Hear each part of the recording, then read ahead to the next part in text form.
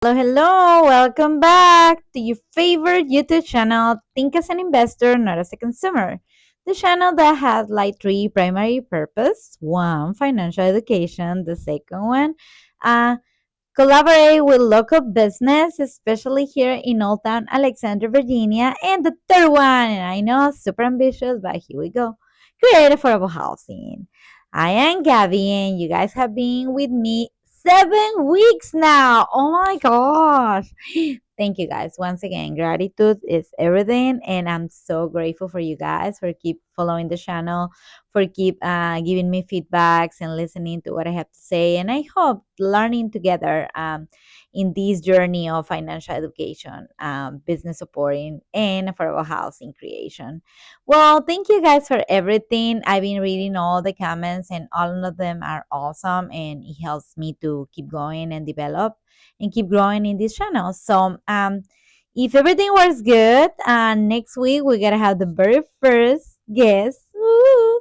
I want to spoil, but it's gonna be a nice surprise. And if you live in Old Town Alexandria, Virginia, this person is iconic back there. I don't know you know her like personally, but if you ever have been in the store and business that we gotta show up next week, you probably will recognize her.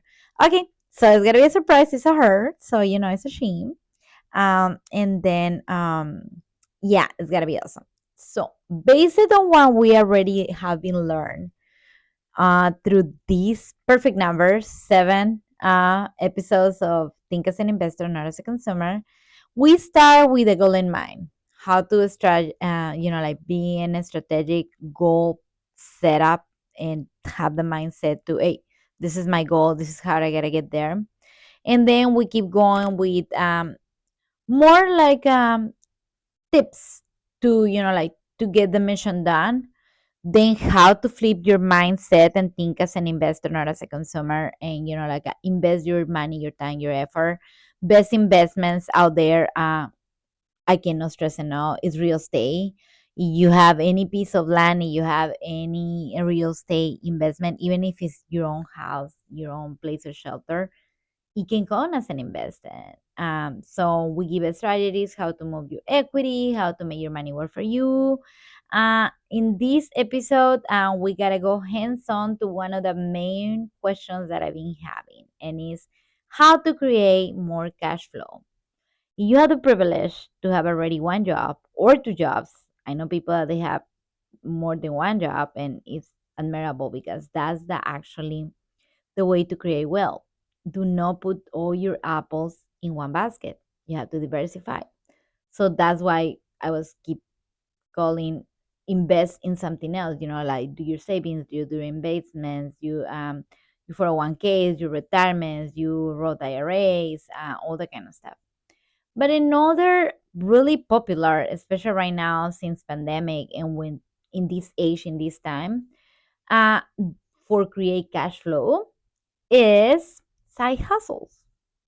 So side hustles, they've been there since forever and a half. We are not reinventing the wheel. We are just getting better wheels, so better vehicles for cash flow. I will actually touch this time one of my favorite ones. I didn't realize that it was like so popular because it has a lot of value. And every time that I give you guys a piece of advice, every time that I give you guys, like a piece of knowledge, it's because I'm already been there, done that, and I tried the product. And for marketing research and educational purposes, yes, I've been trying the DoorDash not as a consumer, as an investor. So it was like this funny thing, and I gotta name names because I adore to like shut up the very great ideas. One of my friends, Martina, she like year ago actually by February, kind of no, more than a year and something ago. Um, she says, let me introduce you to Instacart. And like by pandemic, we have these like really huge big things that they deliver your groceries. And I was like, well, what is Instacart? And she walked me through all the process and everything. Instacart is a service and it's beautiful because you help the community. There's many stores that they close really late, which is great. and people, they don't have access to go to the store, you name it, because their age, because the lifestyle, because they just don't want to go to the store. So Instacart is a service that you can order your groceries online, and somebody go and pick them, shop for you, and deliver to your house. And it's how that works. You pay a subscription, all that kind of stuff in the customer side. In the Instacart worker side, it's like you go literally to the grocery store, pick up the products, and make the purchase, and then you go and deliver. But the beauty of this is that, one, you're helping the community. Two, you instantly making money. And three, it's really, really fun if you are one of those things like you enjoy shopping. I am shopaholic. I am Gabby, and I'm shopaholic. And everybody gotta say, "Hi, Gabby." I know my disease. Uh, I invest correctly my money now, but before it was a huge big mess. But hey, how you learn, try and error. But when she introduced me to Instacart, that was the solution for my anxiety. I need to shop. I need to shop. If I want to shop, I'm making money out of the shop instead to invest in it on it, or like misuse it. So I enjoyed it, particular when I started doing that gig. I really enjoyed it. It was for everything, marketing research, financial solutions, and like you create cash flow. Never heard. So you can keep investing. So it can be a source of income if you really dedicate it, like several hours a day. What I did, it was like after my regular business job or whatever I'm doing that day, I dedicate 1 or 2 hours to it. And when you do the Instacart, you sign in. It's like a service, like a Uber. I never have been doing Uber driving. I'm really, really bad in directions. I can get lost in a parking lot. Believe me, that bad skills. Anyways, so yeah, so it's kind of Uber. You sign in and all that kind of stuff. They give you trainings. You can get training in deliver medicines. You can get training in deliver alcohol, which is like really, really you want to be accurate. You need to check the ID, make sure that it's not, like all that kind of stuff, and be careful and be aware, because when it's alcohol, it's a different story. Well, you can deliver groceries, alcohol. You can deliver actually retail. You can deliver medicines, and again, like you pick and choose. The dynamic is you sign in, you get all the trainings, and then you even can pick your grocery store. Once again, I gotta name and brands. My favorite one, the one that I guess is the only the only one I did, along with some medicines, which is CVS, and can't remember another one. Women's. We have Women's in Alexandria, and it's the only store that is closing at midnight. It's the latest store after the only one that we have 24/7, which is Safeway somewhere. After pandemic, they really mess up with that. We used to have like 24/7 many of the grocery shopping convenience, and now it's just like one out of the blue. But Women's have a lot of quality. The products are really, really visible. You don't have hard time picking up especially veggies or fruit that like you don't have to see if it's like bad or you just have to that the quality is there. I adore Women's. They always clean, the service is fantastic, and I said this is gonna be my store. I won't pick up any other orders, just Women's. And my time frames around, I do it like 9 to midnight, kind of, if I want it. You can do these things with two key points in mind. One, you can invest time. Let's say I gotta do 3 hours every day, or you can put a financial goal. Let's say I gotta do $100 every day, no matter what, raining or shining. I'm bringing $100 nightly or daily, whatever you pick up your time frame, or $100, or I won't stop doing the gig until I reach my $100 daily, and that's it. Or 50 or whatever, 30, 10, whatever your energy level, whatever your needs, your financial goals are. So you can do it that way. You can do hours, or you can do mm, money. That was my introduction to these kind of side gigs. And then I made myself a promotion for DoorDash.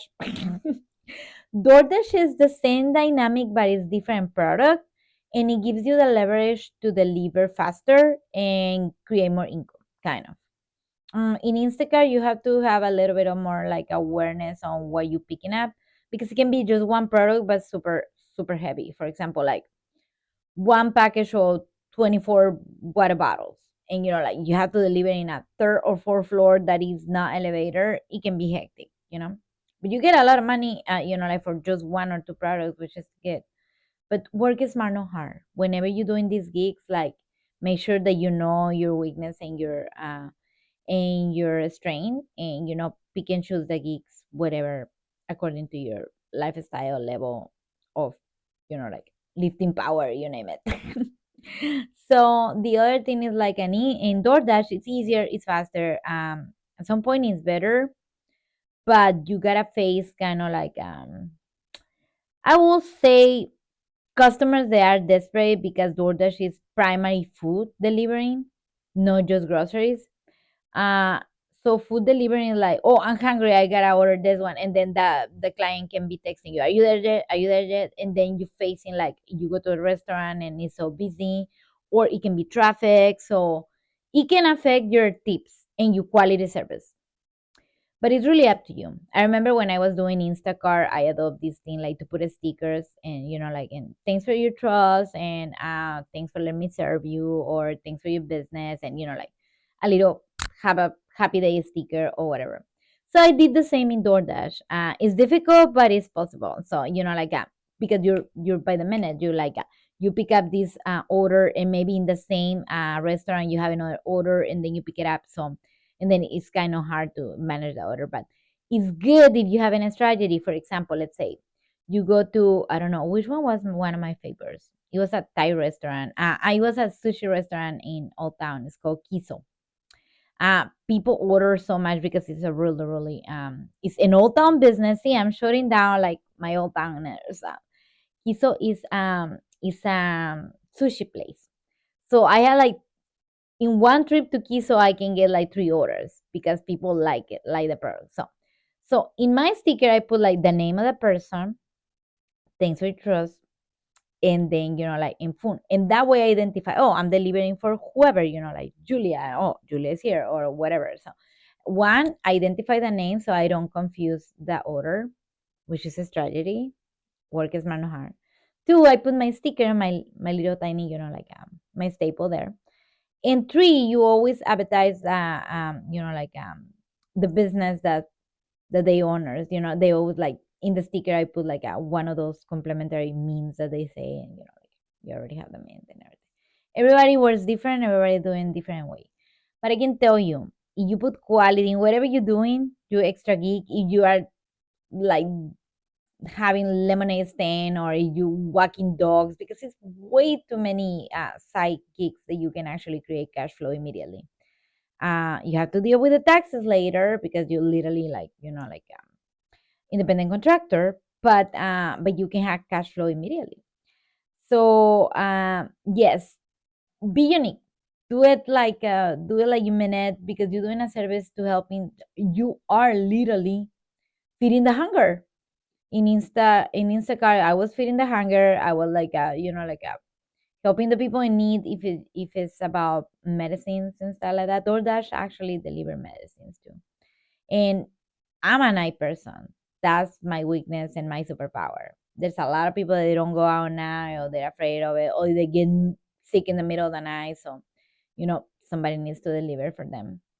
So that was a good one. I can tell you by experience that really, really good tips. One time it was like a Valentine's Day, and I had to go to deliver this like a strawberry, chocolate strawberry. It was like a heart, with confetti and strawberries and chocolate and all that kind of stuff for Valentine's Day. It was like one tiny delivery, and yeah, it was like a $50 tip. It was really, really good. And like I say, those phones are immediately, it depends. DoorDash has their own thing. Or what I said, Instacart has another thing, but you get into the game and you deliver quality service, and like your routes. Like I said, I'm really specific. I was one store, And when I was in DoorDash trying, like the trial and error for the marketing research, I was just in one area. I avoid DC with my life. I avoid Maryland with my life. It's long distance. It's not worth it. And in Old Town, I know where I'm going, and I know the quality product, and I know that I gotta deliver quality. So, just be strategic, be smart, and believe me, if you have your goal as a money, you say, you know what, I need $1,200 by the end of the month. Yes, put your goal every single day. I gotta get there like $30 to $50, and if I don't reach my goal, so tomorrow I make up for what I'm not reaching and all that kind of stuff. And believe me, you can do it. And I mean, we are talking about $1,200 at one. You can invest them in something. Two, you can actually have savings for something in emergency. Three, you can, I don't know, like you have your financial goal. You want to go on vacation. You can put it towards, or whatever it is. Just be strategic about it. And believe me, especially in this area, I don't know where you live in right now. I don't know where you're watching from right now, but you live in the DMV, DC, Maryland, Virginia, especially in Old Town, people is willing to pay for your service. You just have to open your hands and receive the money. So do it, you guys. Think as an investor, not as a consumer. Uh, Improve your financial situation. This time we are talking about side gigs. The ones that I can put my hands on the fire because I'm already tried them was Instacart and DoorDash. But if you have any other idea or you have any other experience, let me know. I can just go and do an interview and see how you do it then. And it's fun because we learn together and we give the knowledge to someone else. Once again, everybody's ignorant. We just ignore different things. And when we get exposed to different stuff, hey, we can create better financial situation for us and for the community. Well, thank you guys. Be a giver, not a taker. Think as an investor, not as a consumer. And I'll see you guys next week with my first guest invited. Yay! Have a wonderful week.